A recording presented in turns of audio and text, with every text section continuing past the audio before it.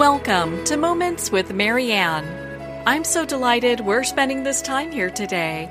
We have a very inspiring show coming right up with special guest Nita Patel, and she's here today to share with us her new book, Boss Vibes: Self-Esteem, Success, and the Art of Etiquette.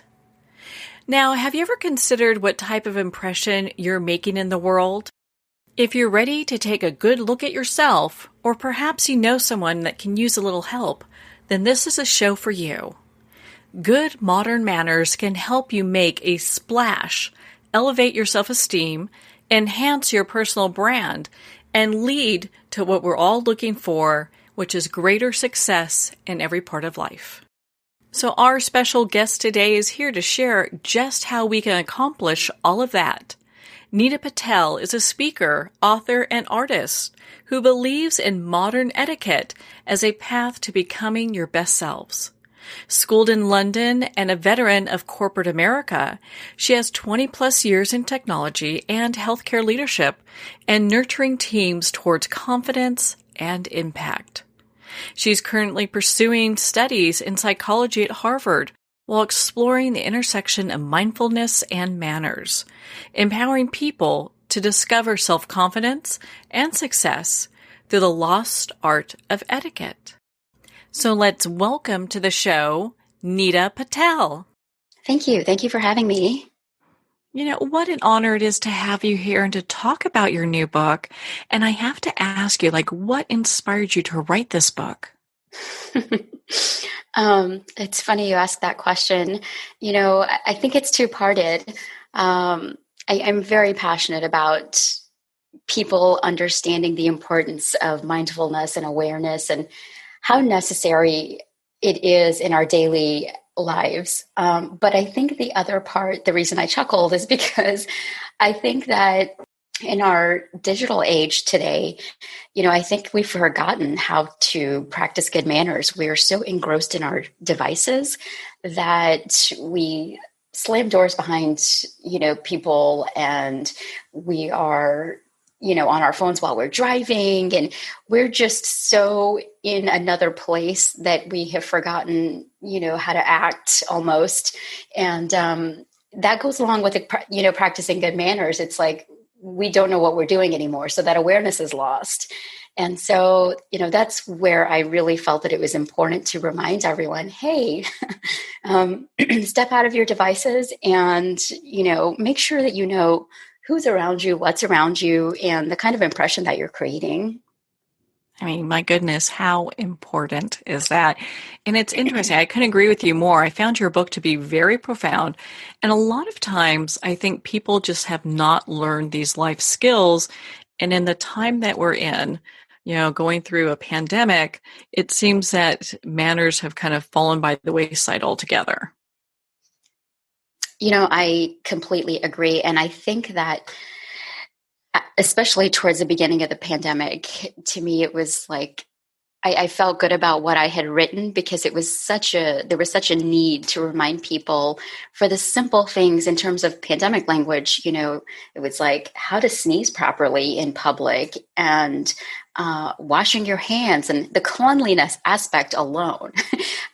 If we had not lost that piece, we wouldn't even have to remind people of that, Yeah, without a doubt. That wouldn't be something we'd have to teach people. It would be a life skill that they've already developed over the course of their time. But at what point did you realize that, manners were a missing piece, just not even at home? And now we have very unusual workplaces, but just in people's lives altogether.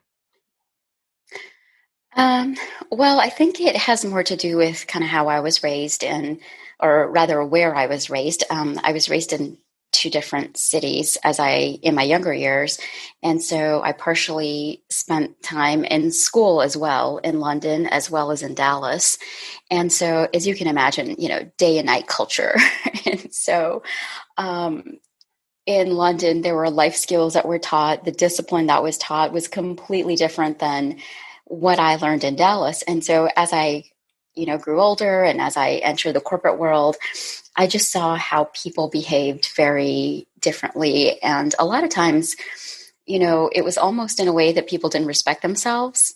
And I think that's what stood out to me the most is people wanted to get jobs and they wanted to be promoted, but they didn't realize how they were not respecting themselves in what they were asking for. And so obviously they were not going to get the job. And I felt like that was such a gap, that unknown piece of why somebody did not know why they were not being accepted or perceived, in a certain way. And I felt the need to kind of share the information and fill that gap as to why that was happening. Well, it seems that you're uniquely qualified to be able to really not only discuss this topic, but assist people and teach them in regards to manners and, kind of what's holding them back. And, it's interesting. It seems that people most of the time are very much kind of closed or don't even see what's happening. They never even consider, well, maybe it's my dress or maybe it's the way I'm acting, Yeah. I mean, I think people just go through so much effort. I mean, I can tell you a story of a lady that I met recently, and she was a nurse. She had a double master's degree, and I was listening to her speak about her education and her background. And she had young children, so she had sacrificed so much time, resources, even finances, to get all of this education. And it's because she's wanting to elevate her life by all means. But the way she showed up to this meeting where she was presenting herself and talking about herself, she was, wearing this kind of summer dress and flip-flops, and the material on her dress was attracting all this lint and dust, that material that just attracts everything that's in the air. Oh boy. Right. And so, that's how she showed up. And all I could think was, oh my gosh, I wish I could just tell her right now, that she spent all this time, on her education, but there are some very simple, basic components that she's missing. And that's what's preventing her from moving forward in her career. And, she may get a better job, but it was like, they're not going to put her in front of a client because they're not able to tell her that she needs to dress differently. And so I feel like, and it's interesting that we're talking about this today, because I just shared a post on LinkedIn directing it to HR managers, because there are things that you cannot say to your employees. And I feel like my book really is able to say, hey, don't wear this. This is the right way to dress in the office. Here are things, here's a checklist that you can go through. And I think that there's a gap that really needs to be filled in the information that people are kind of missing with everything that they're doing to move forward. There's a little piece that that's lost, I guess. I would say, I mean, everyone's seen Zoom meetings go wrong where maybe someone's forgotten to wear pants that day, and it's like, right. where did that happen? Right. Or people that think it's okay to just have their lunch while they're on a Zoom call. And it's like, okay, if you're going to do that, mute your camera or mute altogether, instead of, letting people see what's in your mouth. Just very simple things. And like I said earlier, it's the whole awareness concept, right? It's all the little things that we do all day that adds up to demonstrate how we respect ourselves. And that shows how other people are going to respect us, because if we don't respect ourselves, we're not going to be respected, right? Oh, without a doubt. And I know in your book, you talk about how the little things matter and how important that is. And it's interesting, when you go through and you're reading the book, it's like, of course, this all makes sense, Mm-hmm.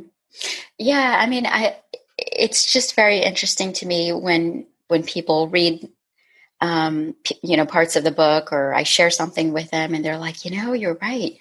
That's something that I didn't think about. And so it makes me feel good in a way that I am sharing information that is very necessary, in terms of just reminding people to say, hey, this is why this matters. The reason you get up and you get dressed and you make sure that you look great is not to impress other people. It's so that you feel good about yourself. You feel more confident.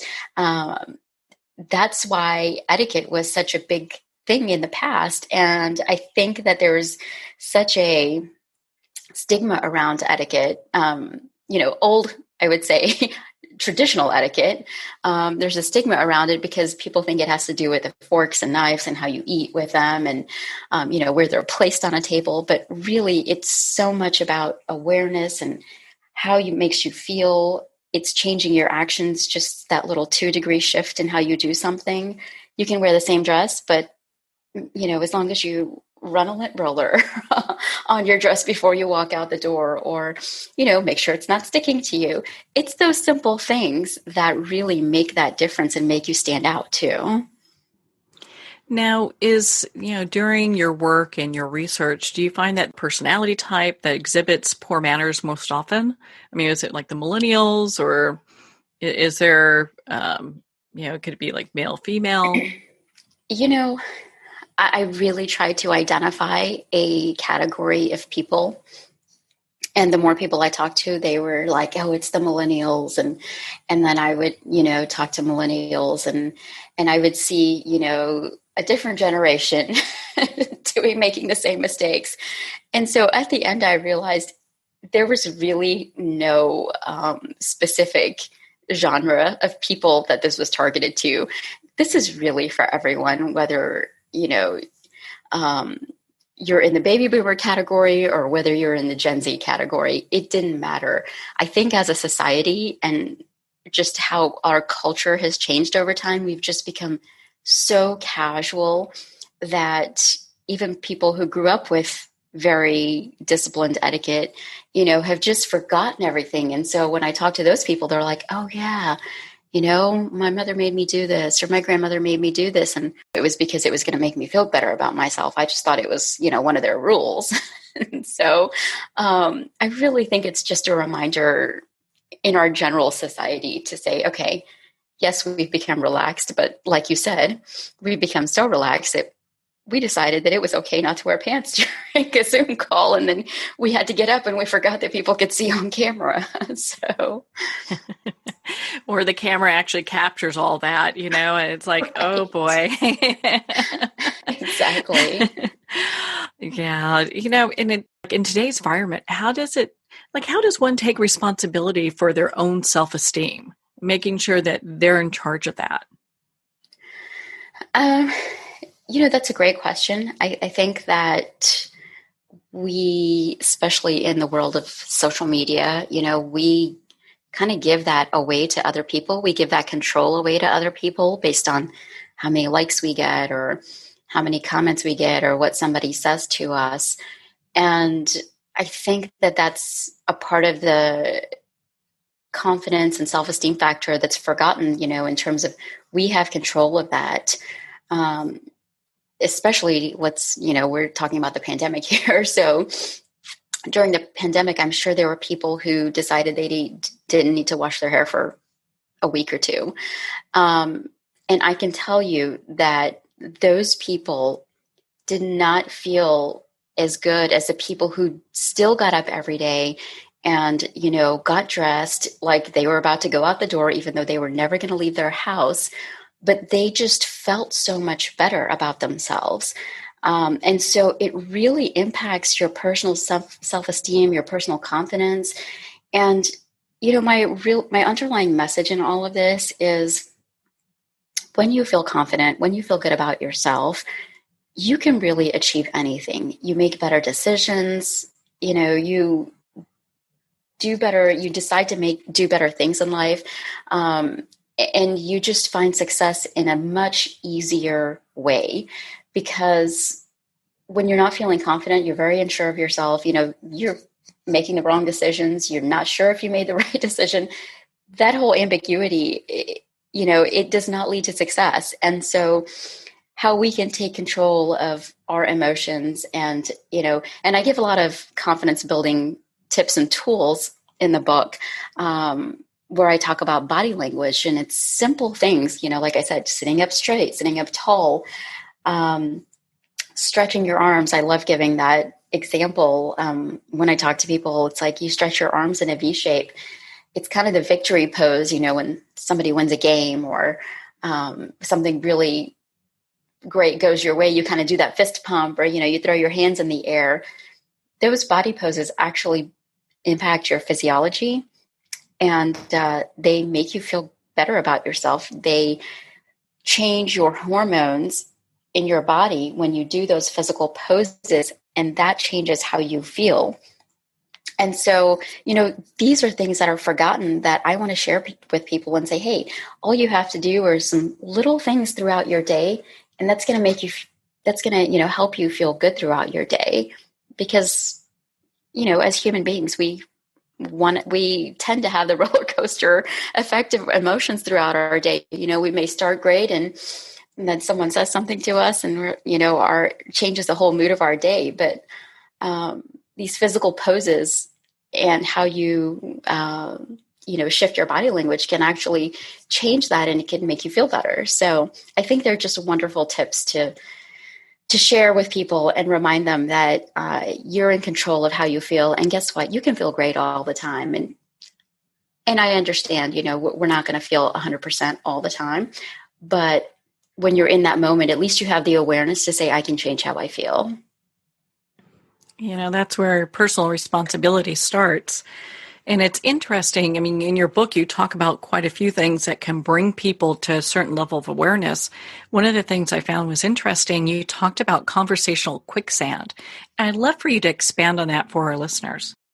Sure. I mean, I think the biggest thing there is, well, there are a few things, but the one thing that I will point out is to build connections with people, to build better relationships, whether it's personal or professional. You really need to understand who you're talking to. And the only way to do that is to listen. And if you don't listen, then, you're not really going to be able to make that connection, because all you care about is getting your next thought and your next idea out to the other person. Oh my gosh, active listening is so important, and that is conversational quicksand when you look at it, because everyone knows when you're, at a meeting, and everyone breaks out for a moment, or maybe you're, doing Zoom conversations. And if somebody's just detached, waiting to talk, you can feel it. No one wants to be around that. Right. It's like, are you listening to anything I'm saying? Okay, well, let me just stop talking then. Yeah, you're missing an opportunity, right? Right, oh, yeah. Right. I mean, if it's a client, let's face it, we're constantly selling ourselves, no matter, what we're doing, where we're at. And if you miss that opportunity, you've lost a sale, you've lost a client, you've lost a potential of a relationship, there's just so many things that are at stake if you are not being an active listener. Yeah. It's kind of, I think, a pitfall. What are some of the other pitfalls that you notice from people that you're working with? In terms of conversation, I would say, and this is especially towards women, I think women do this by far more than men do. But I call them vocal tics. And, it's when you elevate your pitch at the end of something, because you're not confident in what that is. And that happens when people introduce themselves. It's like, even when they say their name, it's almost like they're asking if that's the right answer or not, because we're so caught up in wanting approval, needing validation.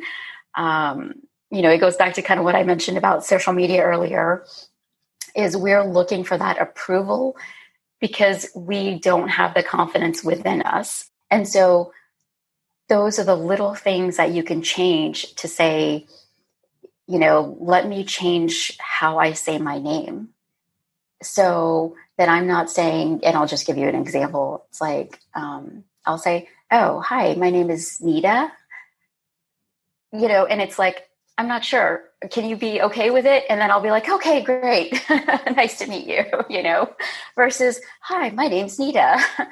And so you're probably going to notice it now that I said that. I will, everywhere I go. Ending a note on a high pitch it demonstrates uncertainty. and you don't know how people are reading you. But again, when you're in front of, those important meetings and clients and people, those things matter. And so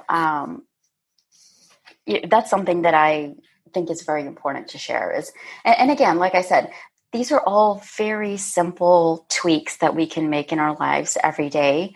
Some of them take a little bit more effort than others, but it's just about the awareness and how am I saying this? How does it make me feel? And you actually feel, you can try it when you end a note in a higher pitch versus, you just say it straight. You actually feel a difference in how you feel.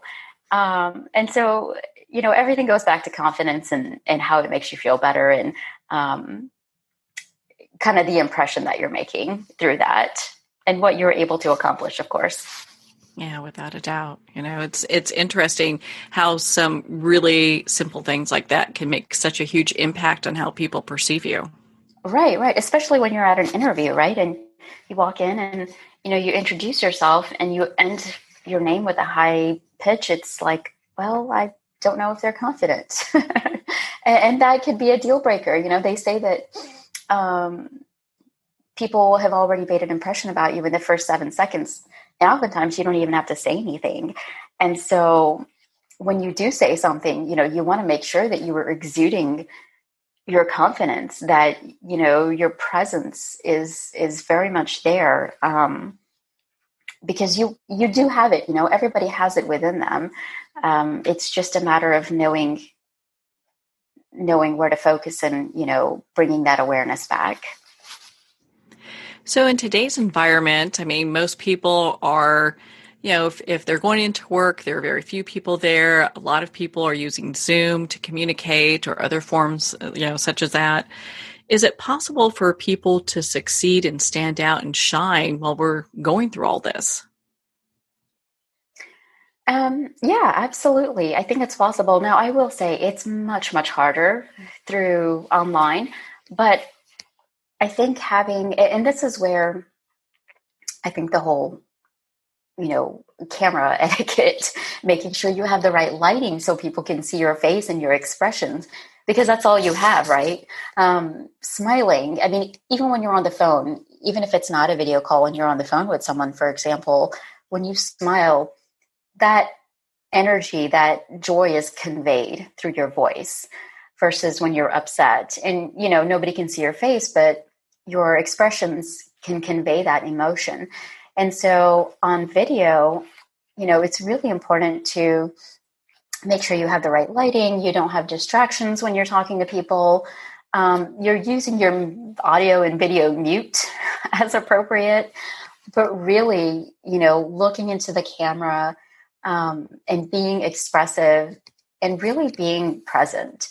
I think a lot of times we're so caught up in our heads and what we have to do next and the 10,000 things that are waiting for us that we're not being present. And so if you're not, then you're not conveying yourself across as successfully. And so I would say, being present, being fully there will allow you to express yourself through the camera. And watching those devices that you mentioned earlier too, because how annoying is that when, maybe you're, meeting, having a Zoom meeting, or actually we're getting to a place where we can meet with people in restaurants and, they're on their devices. Right. Yes. I think that I'm going to go back to a little more traditional sense in that. And I'm going to say, put your cell phone away when you're in front of someone, especially if you're having a nice meal with them or something, unless you're really expecting a very important phone call or, you're expecting to have a conversation. It might be okay, but, it's just rude. I think it's disrespectful because you're now finally taking time out to meet with this person and you have your phone in front of you, and every time it, dings or the screen flashes on, you're going to look at it and you're losing that connection again. Yeah, I think the only ones that get a pass on that would be like, first responders. Right. I agree with you. Well, through your journey, what was the single most important thing that you learned that has really leveled you up to where you're at today?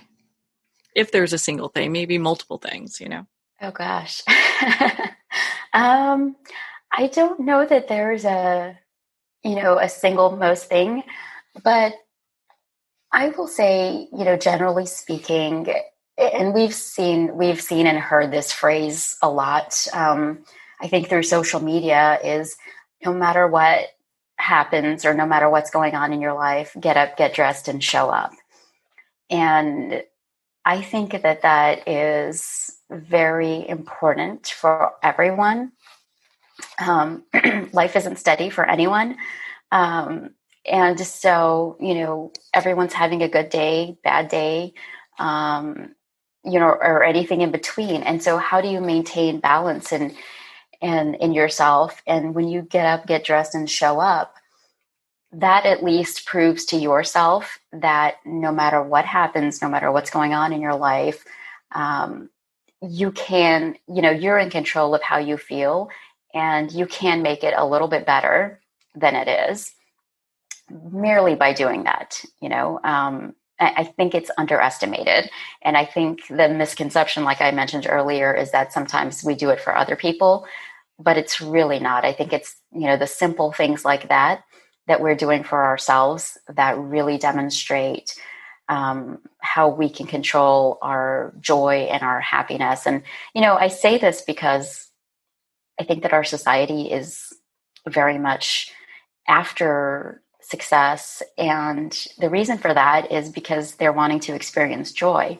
But I think the true joy and the daily joy is lost in reaching for that success. And so doing these simple things, even if you're having dinner by yourself, just setting a nice, plate and using your glassware and silverware, it makes a difference, maybe listening to some nice music while you're having dinner versus if you're sitting in front of the TV and, you're eating on your paper plate and you're kind of lounged out. That's a much different experience in how you're going to feel. You're not going to feel so great when you're doing that. But when you're, sitting with a set plate and, you have some nice music playing, maybe some candles lit, it's just a different emotional experience that you're having. And that's what makes every day worth living. That's what makes every day, that's what gives it the experience, the joy. And that's all within us, right? That's not something that we can find outside. We can, I don't know, buy all the things in the world to find happiness or joy. But it's really coming from within us, right? That gets lost in moments. But if you're doing something like this every day, that's the constant. And so I think that's what I would share with you as a takeaway from some of the things that really matter. Well, I appreciate you saying that. I mean, I use my fine china every day because I'm worth it. I love that. Yeah, I don't need that special occasion, every day is my special occasion. And it's interesting because you see people that will bring them out, once in a blue moon, and it's kind of like, okay, I can appreciate that. But at the same time, I don't know. I think that having things and not really using them at some point, it's kind of just having things. Right. And that's funny you say that. I say something to my friends and family in situations like that, and I'll say, yeah, every day is my birthday. Which means the same thing, right? It's like, why wait for one special day to use your nice china? Why not use it every day? It's only going to make you feel better. And that's why we work so hard. Right? Of course. Use the silverware, use the fine china. There's no rules against that. Absolutely. Well, where can people connect with you and learn more about your book, Boss Vibes? Sure. And if you haven't purchased a copy, it's available everywhere books are available online. But to find more information on the book and kind of my programs, You can find that on my website at nita-patel.com. That's nita-patel.com. You can also find me on social media, on LinkedIn, Instagram, Facebook. Those are the three primary places that I share some information. But I would say on my website is the best way to get all the latest and greatest information. Well, Nita, thank you so much for taking the time to be on the show with us here today. I appreciate it. Thank you for having me. Well, thank you, Nita. It has been such an honor to spend this time with you and to talk about your new book, Boss Vibes. Boss Vibes is available at Amazon, Barnes & Noble, and all indie retailers. And if you don't see it on the shelf, ask for them to order it. And of course, it's available on Kindle. Again, if you'd like to connect with Nita, you can at nita-patel.com for more information. Well, we're at the end of our time today. I would like to thank everyone for tuning in. You're listening to Moments with Marianne. And remember, make every moment count.